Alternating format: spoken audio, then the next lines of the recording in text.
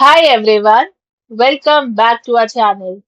Today in this video, we are going to see how to fix Peacock Sad Cat error page with Streamfab Playback Error Troubleshooting Guide. Fix 1. Refresh your Peacock login session. Downloads frequently freeze on the analyzing phase if Streamfab loses authentication. So stop or pause your current download queue and go to the Peacock site inside Streamfab's built-in browser.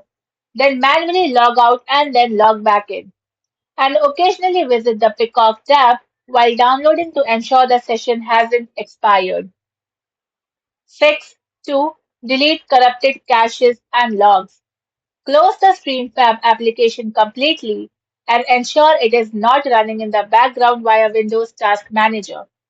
Then navigate to the Streamfab directory and delete everything inside your log and temp folders. Once done, restart the software. Fix 3. Manage your connected devices. Every Streamfab software update or browser update can register a new device to your Peacock account, which triggers error. So log into Peacock on a regular desktop browser and then go to your account. Inside account, go to devices and remove all the devices except for your main TV and a single web browser device. Fix 4. Limit download queue sizes. Analyzing 20 to 50 titles at once can easily cause the Peacock servers to flag your session or timeout. So limit your download request to 3 to 5 titles at a time.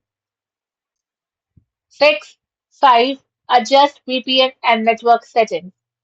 If you are using a VPN, switch to obfuscated servers or use a dedicated residential proxy.